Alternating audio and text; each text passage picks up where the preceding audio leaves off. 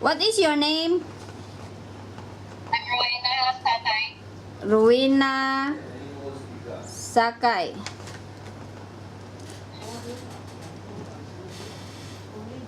What is your marital status?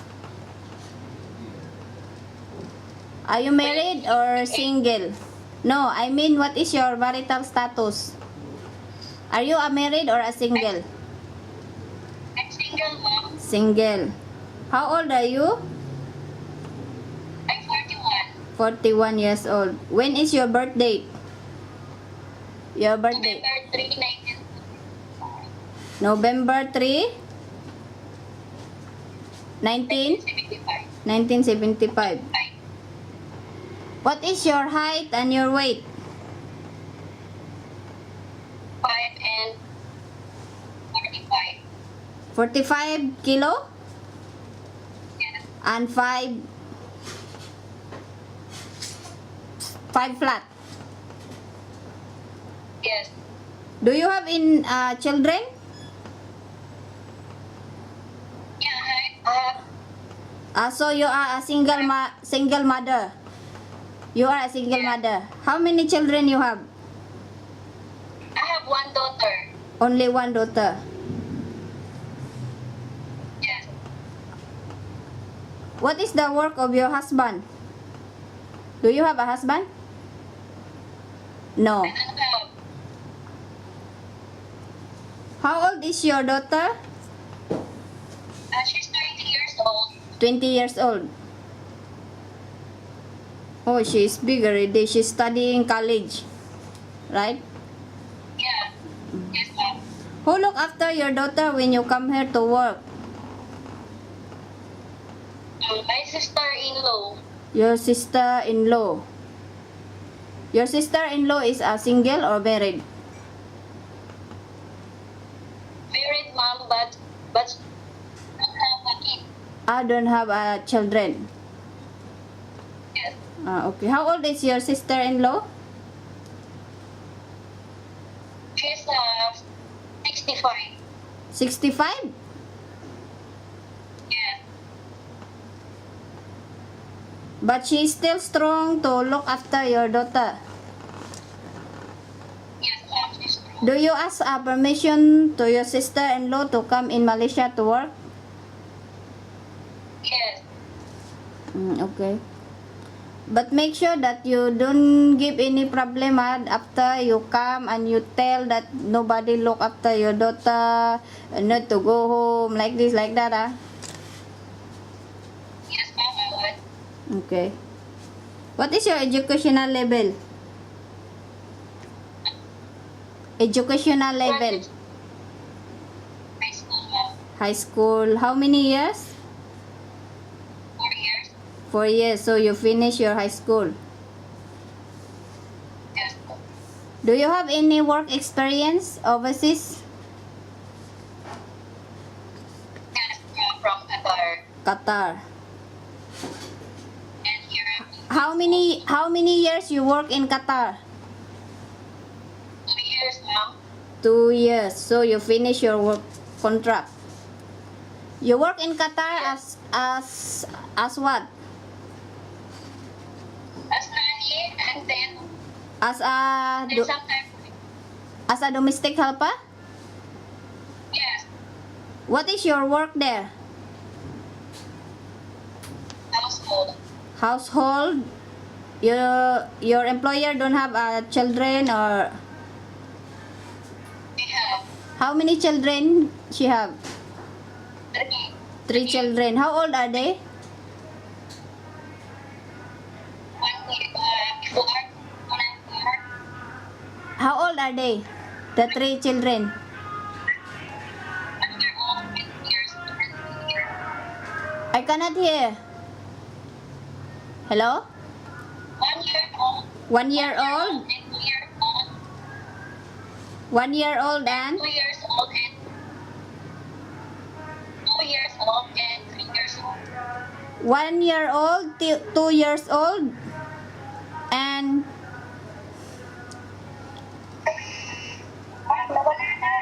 hello?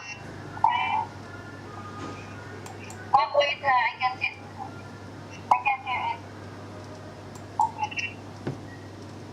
Can you hear me? Hello? Yes, I'm here.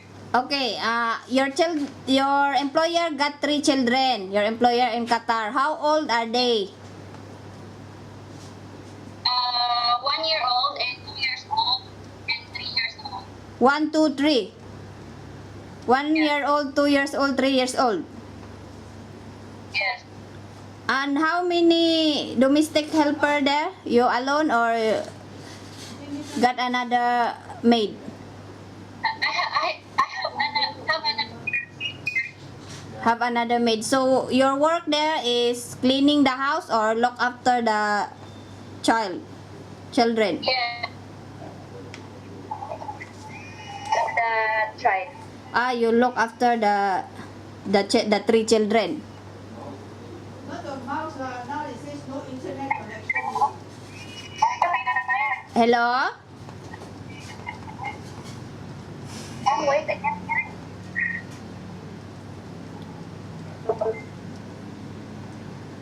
Hello? Yes. Can you hear me? Yes, I hear you, Mom. So your work there is look after the 3 children. Yes. So the 3 children is not going to school because they stay 1 year old to Yes, not yet. So what is your work looking after these 3 children? Cleaning the house. Cleaning the house. What else? Preparing their food. Yeah, Bring- bring the food on the week. Bring them to shower. Yes. Change the clothing. All. Yes, Mom. So you have experience to look after the children, ah? Yes, Mom. Okay. What other language can you speak except the English? I can speak Arabic. Arabic, you know Arabic. Yes. When you work there, you speak English or Arabic? Of course, I'm speaking it later. I can Arab. English. Okay. Are you willing to work without off days? Are you willing to work without off days? Because if you are new here, your employer scared that you get lost because Kuala Lumpur is a very big city. And they scared you got lost or you got cheated. That's why they don't allow you to go out if you are new. But once you build up the trust, then up to your employer. You must to build up the trust first. So are you willing to work without an off days? Yes, Mom. Yes, ah. How about the handphone? Are you willing to work without a handphone? Are you bringing your handphone when you come here? That was those days. Yes, Mom. What handphone you have? You have a smartphone or ordinary phone? I have smartphone. Smartphone. Okay, you can bring your phone, but your employer don't allow you to use the phone during working time. They don't allow you to bring the phone during the working time. If you want to call, you can call to your family, no problem. You can tell to your employer. But if working time, they never allow you to use the phone. Is it okay? Yes, Mom. Yes. So are you willing to work without having a handphone? Yes. Do you know how long is your contract here in Malaysia? Yes, I know 2 years. Okay. 2 years. So can you assure me that you are going to finish your 2 years contract? Yes, Mom. I'm actually going to finish contract. Yeah, you must to finish, huh? You promise me you finish your 2 years contract. Don't give problem. You must to work properly, work nicely, work happily. Yes, Mom. I will. And you treat your employer as your family. If you work happy, the 2 years is very fast. Yes, Mom. Are you willing to work with a Muslim employer? Muslim, you know, Muslim never eat pork. Okay. How about Indian? How about Indian employer? Because some Indian, they never eat meat. They are vegetarian, but some Indian also they eat. Are you willing to work with an Indian? Yes, ma'am, I'm willing to work. How about Chinese? Yes. Chinese can, ah? Don't worry because our employer here is very good. If you are good, the employer is good also. But you must to respect and follow the rules of the employer so that they will happy with you. Yes, ma'am. Are you willing to work for more than 2 years? Let's say you are happy to work with your employer. Are you willing to extend your contract? Yes, ma'am.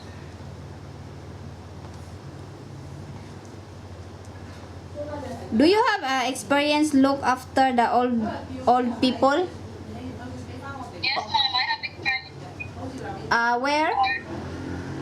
Where? Here in Philippines. In Philippines. How old is the old? Is it a girl or a boy? 90. 90-year-old. A boy? A woman, she is a trend. She is a woman. She is a mobile or immobile? Valid or invalid? Invalid. She's Chinese. She is a Chinese invalid old woman. How long you work in the employer, the 90 years old? 3 years. Sorry? How long? Yeah. 3 years, ma'am. 3 years. 3 years experience looking after a 90 years old woman Yes, ma'am. in Philippines.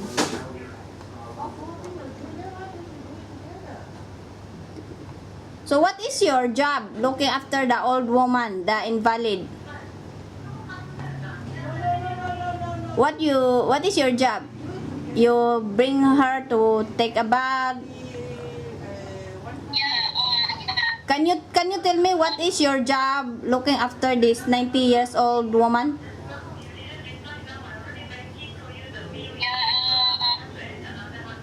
I prepare food and I Prepare the food. What else? use the diaper. I will Change the diaper. clean the Clean the body. Clean the ears.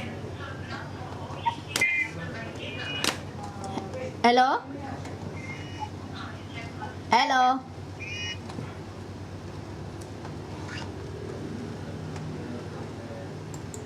Hello, can you hear me? Yes, ma'am, I can hear you. Yeah, you tell me what is your job when you're looking after the 90 years old invalid woman? You preparing the food. What else? Preparing the food, clean the floor, Bring to shower. use the diaper. Change the diaper. And she taking also some medicine. You must to remind her to eat, take medicine, cut some fruits, give her some fruits. So you have an experience, ah? Yes, ma'am. How about a baby? Do you have experience looking after a baby? Where? Yes, ma'am. From Qatar. In Qatar. The 1 year old. 1 year old, then 2 years old, then 3 years old. Okay. So you have experience looking after. Okay, let's say if the employer have a pets in the house, are you willing to look after the pets? Hello?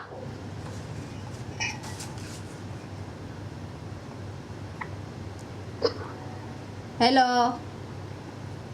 Yes, ma'am.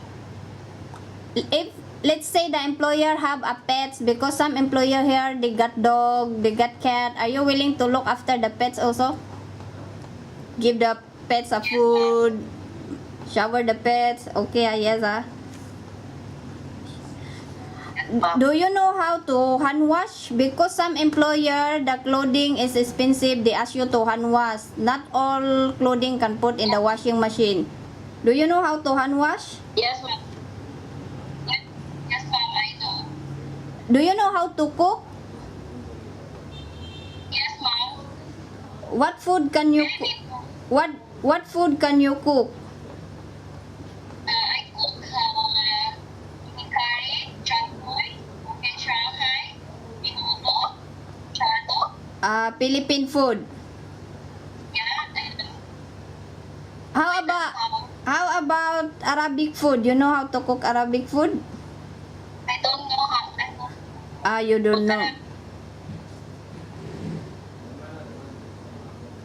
So if your employer teach you how to cook, you must to learn how to cook, Yes, ma'am. Are you afraid to be alone in the house? Let's say if the employer has a holiday or they went out for a dinner and they left you alone in the house. Are you afraid to be alone in the house? I'm not afraid, mom. No. So, but if you are alone in the house, you must still to do your work. You must to be honest. Even your employer not around, you must to do your work. And don't let anybody go inside the house. If you don't know, don't open the door. Don't simply open the door. You must to look the house and taking care of the house. Are you Yes, willing to obey the rules and follow instruction of your employer? Yes, mom. Yeah, you must to follow and obey the rules. Okay? Yes. Do you have any friends here in Malaysia or relatives? No. I don't have friends there, ma'am, and relative. I don't have. Can you promise me don't bring any friends or relatives inside the house of your employer? Yes, of course. I promise. Yeah, you don't bring any friends, Can you eat vegetarian food? Yes. Do you know how to use electrical appliances like vacuum cleaner, washing machine, microwave oven, rice cooker? But if you don't know how to operate, you must to ask your employer. Don't simply operate, otherwise the machine will spoil. You must to ask if you don't know, okay? Yes, mom. Are you afraid of the height? Let's say you clean the fan, clean the window, you need to use the ladle. Are you afraid to the height? I'm afraid to the Height. Are you afraid? Are you afraid of the height? No, you can use the ladle or a chair to clean the fan. Not the very high ladle one, the short ladle only, because the house here is not same with the Middle East. Is so big. Some houses here is not so big. Some are condo only. So are you afraid of the height? No. So if I am your employer, what would you tell me so that I will employ you? What would you tell me so that I will take you as my housemaid? I will You work hard. follow you what You follow my instruction. And what else? hardworking. Hardworking, follow instruction.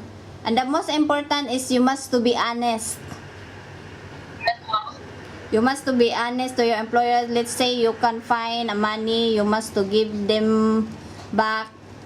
Let's say if you want to wash the clothes, you saw some money in the pocket, you must to give it back to them. You must to be honest. Even if they're not around, you still do the work of the house. Are you an honest type person? Yes, mom. Okay, you're honest, I think it's enough lah. Okay, I think you did very well to your interview. Thank you.